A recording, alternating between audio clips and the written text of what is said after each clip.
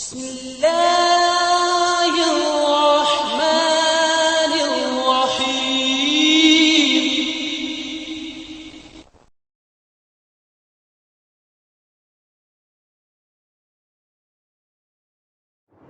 آیت نمبر 122. اعوذ باللہ من الشیطان الرجیم. بسم اللہ الرحمن الرحیم. یا بنی اسرائیل اذکروا نعمتی التي انعمت علیکم وانی فضلتکم علی العالمین. یا بنی اسرائیل، اے بنی اسرائیل، اذکروا نعمتی التي انعمت علیکم، میری وہ نعمت یاد کرو جو میں نے تم پر کی، وانی فضلتکم علی العالمین، اور یہ بھی یاد کرو کہ میں نے تمہیں تمام جہاں والوں پر فضیلت دی تھی. واتقوا یوما، اور ڈرو اس دن سے، لا تجزی نفس عن نفس شیئا، جس دن کوئی بھی شخص کسی دوسرے کا کسی بھی طور پر کام نہیں آئے گا. ولا يقبل منها عدل، اور نہ ہی کسی سے کوئی فدیہ قبول کیا جائے گا. ولا تنفعها شفاعۃ، اور نہ ہی کسی کو کوئی سفارش فائدہ دے گی. ولا هم ينصرون، اور نہ ہی ان کی کوئی مدد کی جائے گی. یہی دو آیتیں جب بنی اسرائیل کے حوالے سے تفصیلی باتیں شروع ہوئی تھی تو اس کے آغاز میں بھی یہ دو آیتیں گزری تھی.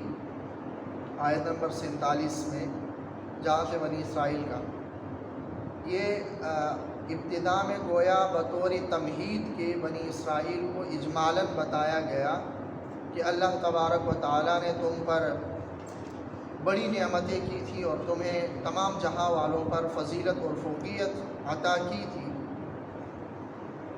اور تم نے ان نعمتوں کی ناقدری کی اور اللہ تبارک و تعالیٰ کی ان نعمتوں کا شکر ادا نہیں کیا، اور آخرت سے تم نہیں ڈرے. یہ اجمالاً شروع میں بھی بتا دیا گیا تھا، پھر تفصیل ذکر کر لی تھی کہ کون کون سی نعمتیں تم پر ہم نے کی تھی اور تم نے ان نعمتوں کا کس طرح سے جواب دیا اور کس طرح ان نعمتوں کی تم نے ناشکری کی. یہ تفصیلاً ذکر کر لی.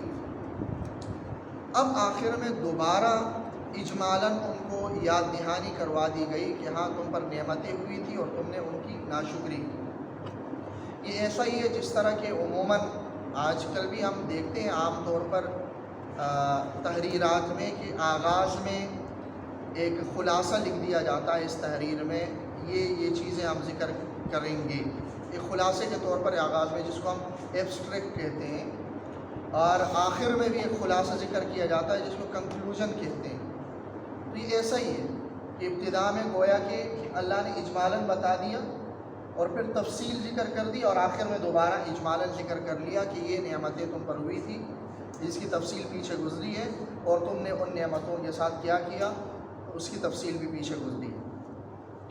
یہاں تک یہ کل 10 رکوعات تھے. آغاز میں بھی ہم نے کہا تھا کہ ان 10 رکوعات میں بنی اسرائیل کا ذکر ہے. اگلی جو آیت نمبر 124 ہے، یہاں سے ایک نئے موضوع کا ذکر ہو رہا ہے اور ایک نئے موضوع کا آغاز ہو رہا ہے، اور ماقبل والے آیات سے اس کا تعلق اور ربط اس طرح ہے کہ اس وقت جو عرب میں تھے یا تو یہود تھے یا نصارہ تھے یا مشرکین تھے. یہود، عیسائی، مشرکین، یہ 3 طبقے تھے مذہبی لحاظ سے. ان تینوں طبقوں کا یہ دعویٰ تھا کہ ہم دین ابراہیمی پر ہیں. ابراہیم علیہ السلام ہماری دین، جس دین پر ہم ہیں، اسی دین کے قائل تھے اور اسی دین پر وہ چلنے والے تھے. ان تینوں کا یہ دعویٰ تھا. مشرکین کا بھی یہ دعویٰ تھا کہ ہم دین ابراہیمی پر ہیں، یہود کا بھی یہ دعویٰ تھا کہ ہم دین ابراہیمی پر ہیں، اور عیسائیوں کا بھی یہ دعویٰ تھا کہ ہم دین ابراہیمی پر ہیں. اللہ تبارک و تعالیٰ نے آگے بتا دیا کہ ابراہیم علیہ السلام کون سے دین پر ہے، بتا دیا کہ وہ تو صرف توحید کے داعی تھے، توحید کی انہوں نے دعوت دی تھی اور توحید ہی کو لے کر وہ پوری زندگی گزار گئے، یہ بتا دیا۔ اور اس سے تردید ہو گئی ان کی کہ تم نے جو دعویٰ کر رہے ہو کہ ہم دین ابراہیمی پر ہیں، تم ابراہیم علیہ السلام کی تعلیمات سے کتنے ہٹے ہوئے ہو، یہ بات ان کے سامنے لائی گئی ہے۔ پھر یہ کہ یہود جن کا ذکر اس سے پہلی آیات میں ہوا ہے، یہود یہ کہا کرتے تھے، ان کا یہ نظریہ بن چکا تھا کہ پیغمبری یہ صرف ہمارا حق ہے، چونکہ یہود کا تعلق بنی اسرائیل سے تھا، اور بنی اسرائیل ہمیں پتہ ہے کہ یہ اسرائیل نام تھا حضرت یعقوب علیہ السلام کا، اور ان کی اولاد کو بنی اسرائیل کہتے ہیں۔ یعقوب علیہ السلام بیٹے ہیں حضرت اسحاق علیہ السلام، اور حضرت اسحاق علیہ السلام بیٹے ہیں حضرت ابراہیم علیہ السلام۔ تو حضرت ابراہیم علیہ السلام کے دو بیٹے تھے، ایک حضرت اسماعیل علیہ السلام، دوسرے حضرت اسحاق علیہ السلام۔ حضرت اسماعیل علیہ السلام حضرت ہاجرہ سے تھے، حضرت اسحاق علیہ السلام حضرت سارہ سے تھے۔ پھر حضرت اسحاق علیہ السلام کے بیٹے ہیں حضرت یعقوب علیہ السلام، جن کی اولاد ہے بنی اسرائیل، اور حضرت اسماعیل علیہ السلام کی اولاد ہے بنی اسماعیل۔ زیادہ تر جو انبیاء کرام، بلکہ انبیاء کرام علیہ السلام کا سلسلہ جو چلا ہے وہ بنی اسرائیل میں ہی چلا ہے، بنی اسرائیل میں ہی چلا ہے۔ بنی اسماعیل میں انبیاء کرام علیہ السلام کا سلسلہ نہیں چلا۔ جو حضرت ابراہیم علیہ السلام کے بعد حضرت اسماعیل ہے، حضرت اسحاق ہے، پھر حضرت یعقوب ہے، ان کے بعد مسلسل حضرت یعقوب ہی کی اولاد میں انبیاء کرام علیہ السلام کا سلسلہ چلا ہے، اور یہ 3000 سال کا عرصہ ہے جس میں بنی اسرائیل کا یہ سلسلہ چلا ہے۔ مفسرین نے یہ بھی لکھا ہے کہ حضرت ابراہیم علیہ السلام کی ایک اہلیہ تھی قیطورہ، ان کی جو ہے نا اولاد میں پھر بنو مدین آئے ہیں، جن بنو مدین میں حضرت شعیب علیہ السلام مبعوث ہوئے۔ تو حضرت شعیب علیہ السلام بھی حضرت ابراہیم علیہ السلام کی اولاد میں سے۔ قیطورہ یہ حضرت ابراہیم علیہ السلام کی ایک اہلیہ تھی، یہ تیسری خاتون تھی حضرت ابراہیم علیہ السلام۔ بہرحال چونکہ حضرت یعقوب کے بعد سلسلہ نبوت و رسالت بنی اسرائیل میں ہی چلا، اور بنو اسماعیل میں سلسلہ نبوت و رسالت نہیں چلا، تو یہ مستقل جو سلسلہ انبیاء کا بنی اسرائیل میں آیا، اس سے یہود نے یہ سمجھ لیا کہ نبوت اور رسالت تو ہمارا ہی حق ہے، اگر کوئی نبی یا رسول بنی اسرائیل میں سے آئے گا تو وہی ہمارے لیے واجب الاتباع ہے، ان کی اتباع ہمارے اوپر واجب ہے۔ بنی اسرائیل کے علاوہ اگر کوئی نبی آتا ہے تو اس کی اتباع کرنا ہم پر واجب نہیں۔ اور چونکہ نبی اکرم صلی اللہ علیہ وسلم بنی اسماعیل میں سے تھے، تو اس لیے انہوں نے کہا کہ چونکہ یہ بنی اسرائیل میں سے نہیں ہے، اگرچہ وہ دعوے دار تھے کہ ہم دین ابراہیمی پر ہیں، اور بنی اسماعیل بھی حضرت ابراہیم علیہ السلام کی اولاد میں سے ہی ہے، لیکن وہ یہ جانتے بھی تھے کہ رسول اللہ صلی اللہ علیہ وسلم برحق بھی ہیں، اور یہ بنی اسماعیل میں سے اگر ہیں تو یہ بنی اسماعیل بھی تو ابراہیم علیہ السلام کی دین کو لے کر ہی آئے، لیکن صرف ضد اور ہٹ دھرمی کی بنیاد پر انہوں نے نبی اکرم صلی اللہ علیہ وسلم کا انکار کیا، اور انہوں نے گویا دلیل یہ پیش کر لی، عذر یہ پیش کر لیا کہ یہ چونکہ بنی اسماعیل میں سے ہے، بنی اسرائیل میں سے نہیں ہے، اور نبوت بنی اسرائیل کا ہی حق ہے، اور یہ بنی اسماعیل میں سے اس لیے ہم اس کی اتباع نہیں کریں گے۔ اللہ تبارک و تعالی نے اس آیت نمبر 124 میں بیان کر دیا کہ یہ نبوت اور رسالت یہ کسی حسب اور نسب کے ساتھ اس کا کوئی تعلق نہیں ہے۔ ابراہیم علیہ السلام کو تم مانتے ہو، ابراہیم علیہ السلام اللہ کے عظیم الشان پیغمبر تھے.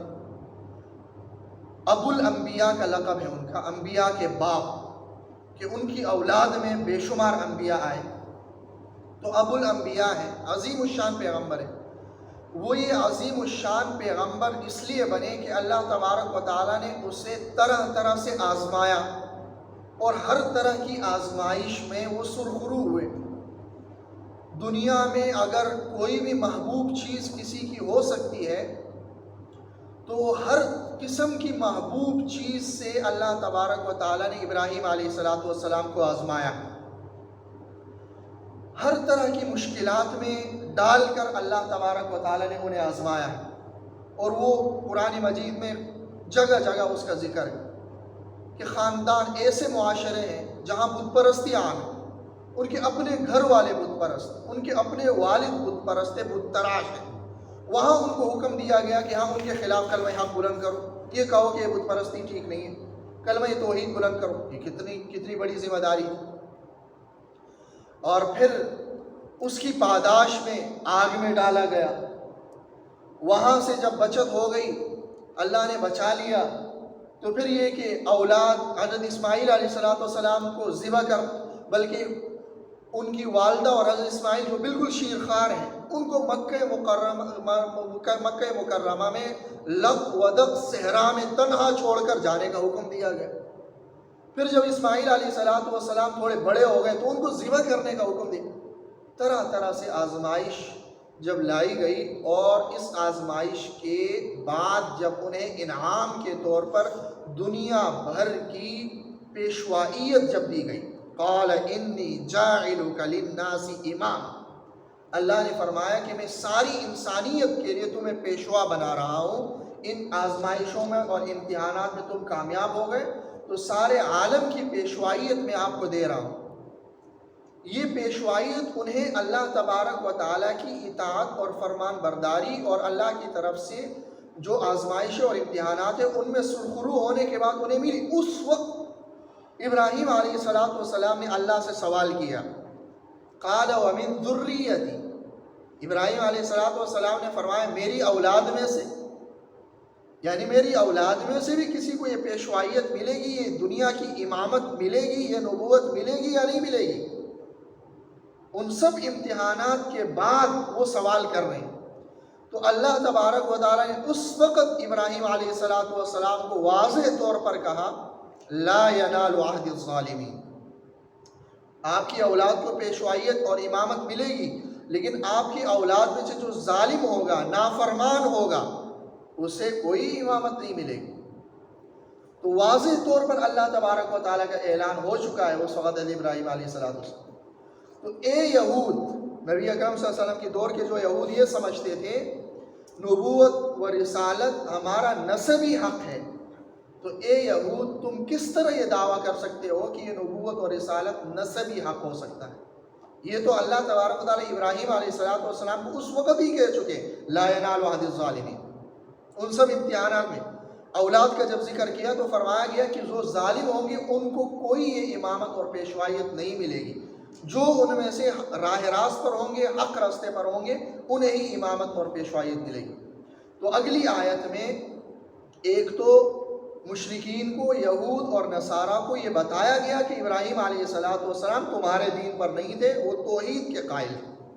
دوسرا یہود کے اس نظریے کی تردید کی گئی کہ امامت ملنا، نبوت ملنا، رسالت ملنا یہ کسی حسب اور نسب کی وجہ سے نہیں، بلکہ یہ اللہ کی اطاعت کی وجہ سے ہے، اور تمہاری نافرمانیوں کی وجہ سے ہی اللہ تبارک و تعالیٰ نے تمہارے نسل میں سے یہ نبوت کو اٹھا لیا اور بنی اسرائیل کو دے دیا، بنی اسماعیل کو دے دیا.